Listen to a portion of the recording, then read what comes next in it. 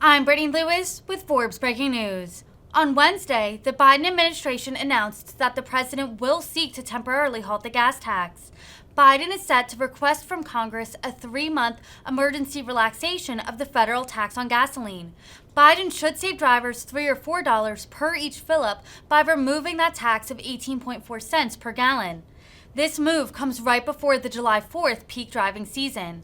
Critics have pointed out that Barack Obama, when he ran for president in 2008, mocked the idea as a, quote, election year gimmick. Take a listen to then-Senator Obama's remarks. This morning we learned the unemployment rate was essentially unchanged last month. Wages have gone down, and the economy's lost 20,000 more jobs. That's 260,000 jobs lost since the beginning of the year. That's 260,000 more Americans who won't have a paycheck to help them cover the rising costs of health care and child care, gas, and groceries. This news is troubling, but it's not surprising because in recent months we've seen the problems in our economy grow worse and worse. Now, a big part of why so many folks are struggling is that Washington hasn't been looking out for them.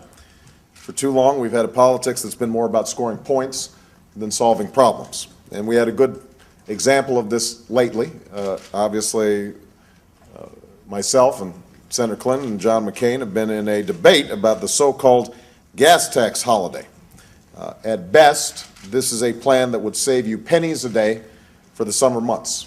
That is, unless gas prices are raised to fill in the gap, which is just what happened in Illinois when we tried this a few years ago. Just this morning, there was an article in the paper about how the real beneficiaries of this tax holiday would be the oil companies who would walk away with billions more in profits.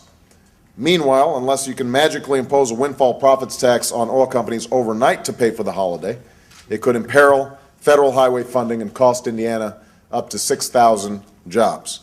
Now, the two Washington candidates in the race have been attacking me because I don't support their idea. In fact, yesterday, Senator Clinton demanded that everyone go on the record on this issue. She even borrowed one of George Bush's favorite phrases and said that every member of Congress had to tell her, are they with us or against us? Well, people have been weighing in. And you know what? It turns out that people want to be on the side of the American people and on the side of the truth. They don't want to be for something that is such an obvious election year gimmick. They don't want to line up behind an idea that's more about trying to get a few votes than get you meaningful relief. Speaker Pelosi said she's against the McCain-Clinton gas tax gimmick because it won't pass savings on to consumers. And I'm quoting, it will defeat everything we've tried to do to lower the cost of oil, unquote. Steny Hoyer rejected the idea, saying it would not be positive.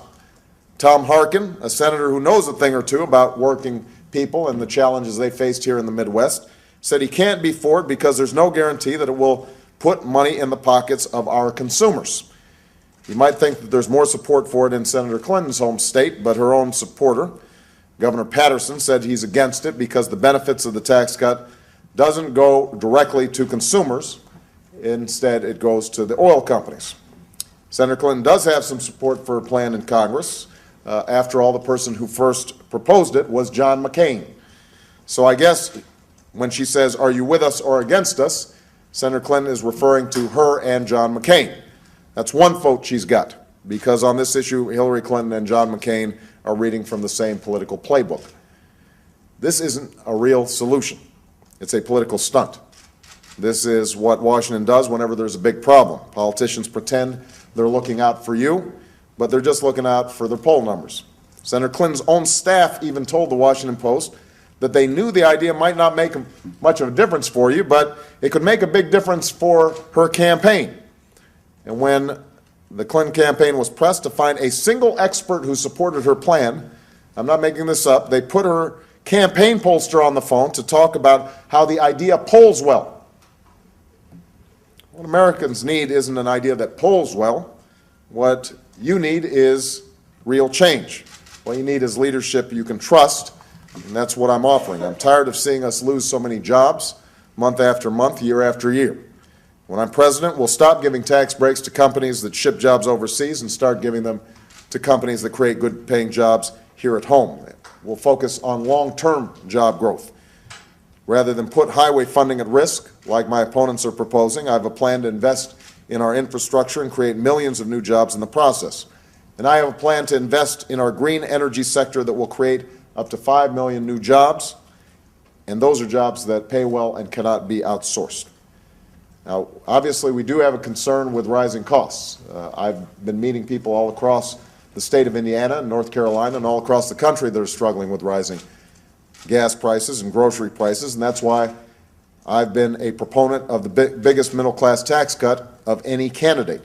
It would mean real savings for working families, struggling homeowners, and seniors. We also need to address our economic woes at their source, the housing crisis. Nearly 2 years ago, I introduced legislation to crack down on predatory lenders and mortgage fraud, legislation that could have prevented this crisis from escalating. And I've called on Washington to help homeowners refinance their mortgages so they can stay in their homes. Let me just sum up by saying this. It's time to stop with the political stunts and start offering some real solutions. And that's what I've been doing throughout this campaign, and that's what I intend to do when I'm President of the United States of America.